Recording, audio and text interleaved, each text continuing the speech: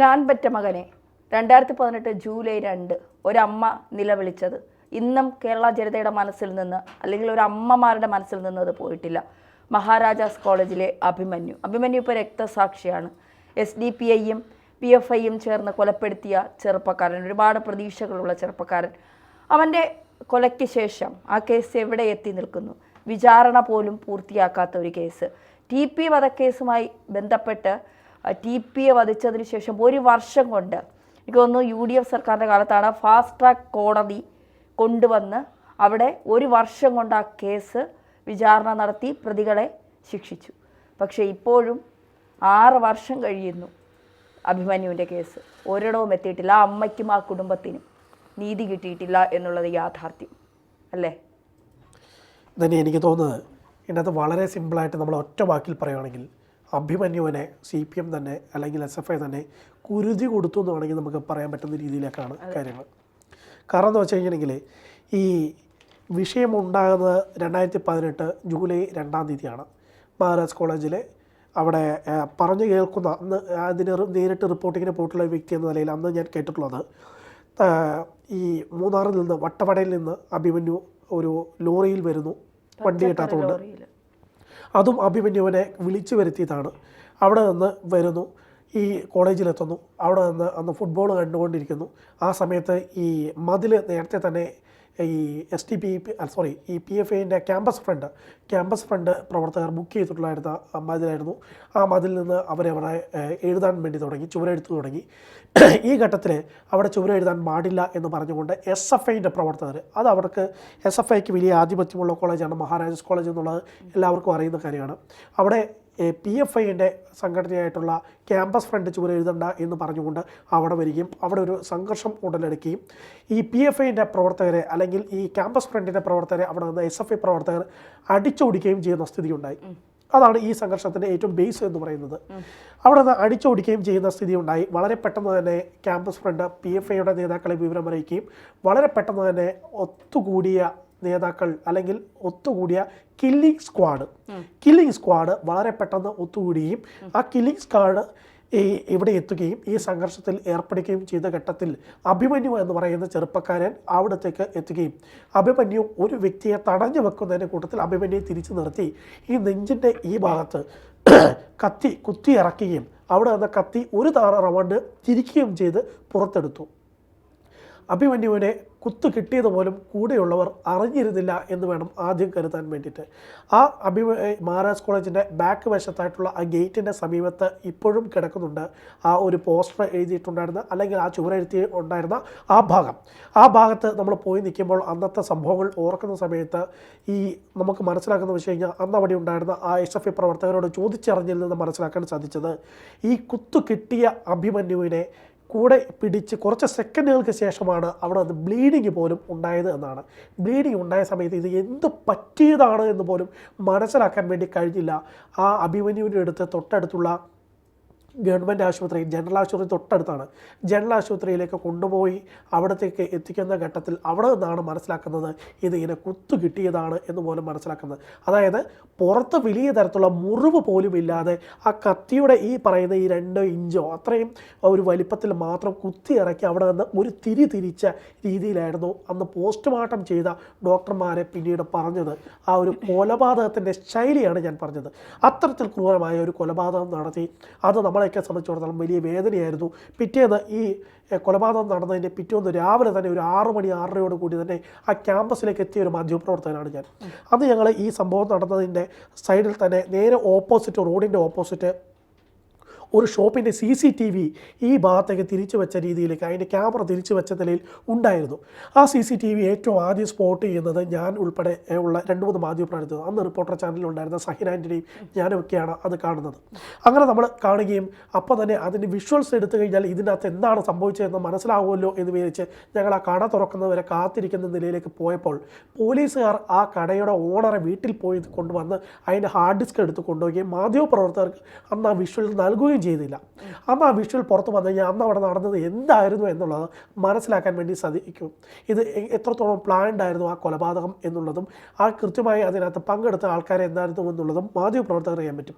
എന്തായാലും പോലീസ് അത് വിഷയം തന്നെ പരിശോധിച്ചു എന്ന് തന്നെയാണ് മനസ്സിലാക്കുന്നത്. ഇല്ലെങ്കിൽ കൃത്യമായി കൊലപാതകത്തിലേക്ക് നയിച്ചിട്ടുള്ള പ്രതികളെക്കുറിച്ചുള്ള അറിവ് പോലീസിന് അന്ന് ഘട്ടത്തിൽ കിട്ടില്ല. പക്ഷേ എന്തായിരുന്നു ആ കൃത്യമായി ആ കൊലപാതകത്തിലെ പ്രതികളെ തേടി ഇറങ്ങിയ പോലീസിനെ ഇപ്പോഴും പ്രതികളെ കിട്ടാൻ ബാക്കിയുണ്ട്. ആ കേസിനകത്തെ സാക്ഷികളായിരുന്ന കോളേജ് വിദ്യാർത്ഥികൾ 6 വർഷങ്ങൾക്ക് ഇപ്പുറം ഇന്ന് അവർ വിദേശത്താണ്. പലരും സംസ്ഥാനത്ത് തന്നെ ഇല്ലാത്ത അവസ്ഥയിലേക്ക് കാര്യങ്ങൾ പോയി. ഇതിൻ്റെ അകത്ത് പല പ്രതികളുമായിട്ടുള്ളവർ പുറത്തിറങ്ങി, ജാമ്യത്തിൽ പുറത്തിറങ്ങി, മാസങ്ങൾക്കുള്ളിൽ തന്നെ പുറത്തിറങ്ങിയ സംഭവങ്ങൾ ഉണ്ടായിരുന്നു. അഭിമന്യുവിൻ്റെ പേരിൽ വലിയ തുക ഫണ്ട് പിരിച്ചു. ആ ഫണ്ട് കൊണ്ട് എറണാകുളത്ത് ഒരു മന്ദിരം ഉണ്ടാക്കി, അതോടെ തന്നെ അഭിമന്യുവിന് വീട് നവീകരിച്ചു കൊടുത്തു.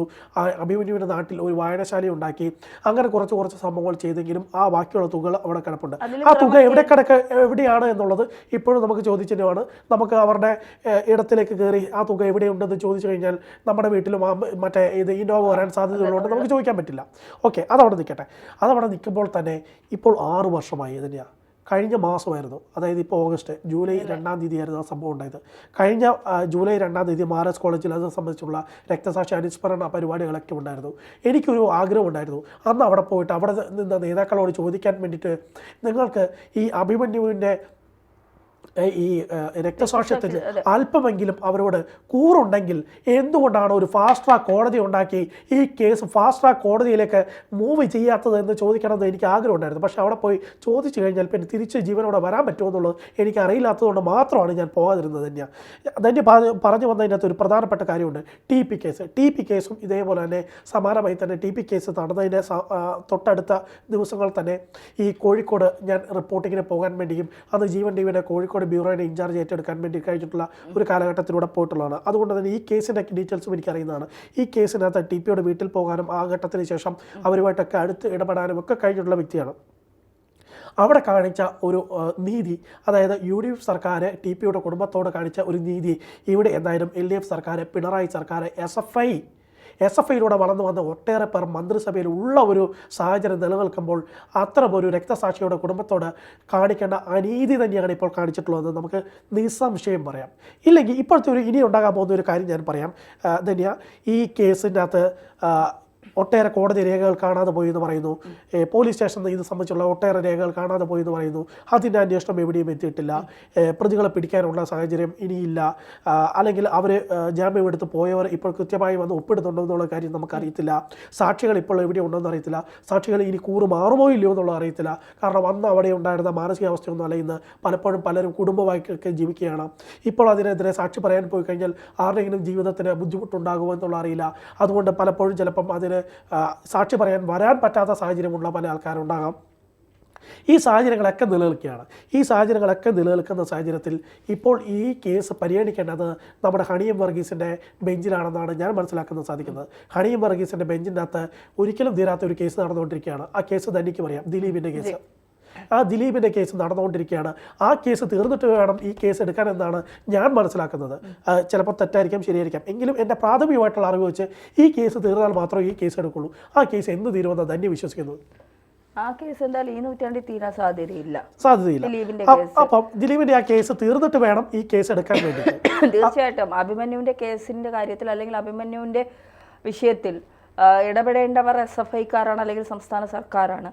അവർ പോലും ഈ വിഷയത്തിൽ വേണ്ട നിലപാട് സ്വീകരിച്ചില്ല എങ്കിൽ അഭിമന്യുവിൻ്റെ കുടുംബത്തിന് ആരാണ് നീതി, അഭിമന്യുവിൻ്റെ ജീവൻ ആരാണ് നീതി കൊടുക്കേണ്ടത് എന്നുള്ളൊരു ചോദ്യം എല്ലാ വർഷവും അഭിമന്യുവിൻ്റെ രക്തസാക്ഷി ദിനത്തിൽ നമ്മൾ ചോദിക്കുന്നുണ്ട്. രക്തസാക്ഷി ദിനങ്ങൾ ഇങ്ങനെ കടന്നു പോകുന്നതല്ലാതെ അതിനൊരു തീരുമാനം ഉണ്ടായിട്ടില്ല എന്നുള്ളത് മറ്റൊരു യാഥാർത്ഥ്യം. ഒരു കാര്യം കൂടി ഇതിനൊപ്പം പറയേണ്ടതുണ്ട് തന്നെയാണ്. ഈ അഭിമന്യു കൊല്ലപ്പെട്ട് 2-3 ദിവസത്തിനുള്ളിലാണ് അഭിമന്യുവിൻ്റെ വീട്ടിൽ ഞാൻ എത്തുന്നത്. ആ വട്ടവടയിലെ ഒരു കുഗ്രാമത്തിൽ ഒരു ലയങ്ങളോട് ചേർന്ന് ഒരു കുഞ്ഞു വീട്, നിലത്ത് ചാണകം മെഴുകിയിട്ടുള്ള ഒരു വീട്. ആ വീട്ടിലേക്ക് ഞാൻ എത്തുമ്പോൾ അവിടെ കണ്ടിട്ടുള്ള കാഴ്ച, ഒട്ടേറെ പേർ SFI പ്രവർത്തകർ, നാടിൻ്റെ വിവിധ ഭാഗങ്ങളിൽ നിന്ന്, കേരളത്തിൻ്റെ വിവിധ ഭാഗങ്ങളിൽ നിന്ന് എത്തിയിട്ടുള്ള SFI പ്രവർത്തകരൊക്കെ അവിടെ ചെല്ലുന്നു. അപ്പോഴും അമ്മ കരഞ്ഞ് കലങ്ങിയ കണ്ണുമായ അമ്മ അവിടെ കിടക്കുന്നു. തൊട്ടടുത്ത് അച്ഛനുണ്ട്, സഹോദരങ്ങളുണ്ട്, മറ്റുള്ളവരൊക്കെ ഉണ്ട്. ഈ ഘട്ടത്തിൽ ഞാൻ അവിടെ ചെല്ലുന്ന സമയത്ത് അമ്മയുമായി സംസാരിക്കുന്ന ഘട്ടത്തിൽ തന്നെ അന്നത്തെ അവിടുത്തെ ദേശാഭിമാനിയുടെ ലേഖൻ തൊട്ടടുത്ത് വന്നിരിക്കുകയാണ്. അമ്മയോട് എന്തെങ്കിലും തരത്തിൽ ചോദിച്ച് വേറെ എന്തെങ്കിലും സബ്ജക്റ്റ് അമ്മയിൽ നിന്ന് എടുക്കുന്നുണ്ടോ, അല്ലെങ്കിൽ അമ്മയെ കൊണ്ട് മറ്റെന്തെങ്കിലും ബൈറ്റ് ഞാൻ പറയിപ്പിക്കുന്നുണ്ടോ എന്നറിയാൻ വേണ്ടി ദേശാഭിമാനിയുടെ ലേഖനെ തൊട്ടടുത്ത് തന്നെ ഇരിക്കുകയാണ്. ആ വീട്ടിൽ നിന്ന് ഞാൻ പുറത്തേക്ക് ഇറങ്ങുന്ന ഘട്ടത്തിൽ ദേശാഭിമാനിയോട് അവിടെ ഉണ്ടായിരുന്ന ലേഖൻ തൊട്ടടുത്ത് വന്നെന്ന് പറഞ്ഞ് ഇവിടെ കുത്തിത്തിരിപ്പ് ഉണ്ടാക്കാൻ വന്നതാണെങ്കിൽ ഇവിടുന്ന് പോവില്ലെന്ന് എന്നോട് ഭീഷണിപ്പെടുത്തിയാണെന്ന് വിട്ടത്. അതുകൊണ്ട് തന്നെ ഇപ്പോഴും ഈ കുടുംബത്തിന് ഈ വിഷയത്തിൽ പല കാര്യങ്ങളും തുറന്നു പറയാൻ വേണ്ടിയിട്ട് അവർക്ക് ആഗ്രഹമുണ്ട് എന്നാണ് ഞാൻ മനസ്സിലാക്കുന്നത്. പക്ഷേ അവിടെ ചെന്ന് അവരോട് ചോദിക്കാൻ വേണ്ടി നമ്മൾ ഒരു മാധ്യമപ്രവർത്തകർക്കും പറ്റില്ല. കാരണം അവരിപ്പോഴും ഉള്ളത് അവിടുത്തെ CPM തടവറയിലാണ് അഭിമന്യുവിൻ്റെ കുടുംബമുള്ളത്, അഭിമന്യുവിൻ്റെ അമ്മയുള്ളത്, അഭിമന്യുവിൻ്റെ മറ്റ് ബന്ധുക്കളുള്ളത് എന്ന് ഉറപ്പിച്ചു പറയാം.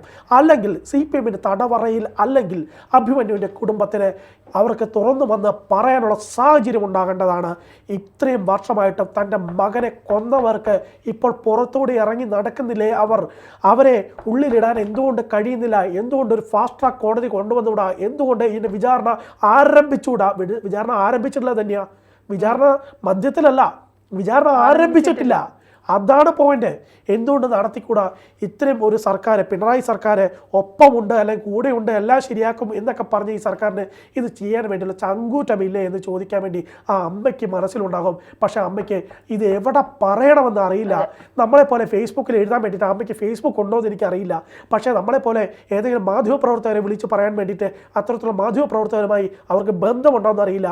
നമ്മൾ അവിടെ ചെല്ലുന്ന ഘട്ടങ്ങളിലെല്ലാം തന്നെ അവിടുത്തെ ലോക്കൽ CPM നേതാക്കൾ ആ വീട്ടിലുണ്ടാകും. അതുകൊണ്ട് ആ അമ്മയോട് നമുക്ക് സ്വാതന്ത്ര്യത്തോടു കൂടി സംസാരിക്കാൻ പോലും പറ്റാത്ത സാഹചര്യമുണ്ട്. ഈ അമ്മയുടെ ഒരു സഹോദരൻ ഈ അടുത്ത കാലത്തായി BJP-യിലേക്ക് വന്ന സാഹചര്യം എനിക്കറിയാം. ആ വ്യക്തിയുമായിട്ട് ഞാൻ കഴിഞ്ഞ ഇടയ്ക്ക് മൂന്നാറിൽ പോയ സമയത്ത് സംസാരിച്ചിരുന്നു. ആ സംസാരിക്കുന്ന ഘട്ടത്തിൽ അവർക്ക് പലതും പറയാനുണ്ട്. പക്ഷേ അർജുനെ ഒരു സാഹചര്യമില്ല പറയാൻ വേണ്ടി. അർജുൻ അവിടെ പോയി കഴിഞ്ഞിട്ടുണ്ടെങ്കിൽ അർജുന് ഒന്നും ലഭിക്കാൻ പോകുന്നില്ല, അല്ലെങ്കിൽ അർജുന് അവിടെ പോയി കഴിഞ്ഞാൽ വട്ടവടയിൽ തിരിച്ചു പോകാനുള്ള സാഹചര്യം ഇല്ല. അതിന് അർജുൻ്റെ സുരക്ഷ ഒരുക്കാൻ വേണ്ടി ഞങ്ങളെ കൊണ്ടും കെൽപ്പില്ല എന്ന് അവിടുത്തെ ചില BJP പ്രവർത്തകർ ഞങ്ങളോട് തുറന്നു പറയുന്ന നില പോലും ഉണ്ടായിരുന്നു.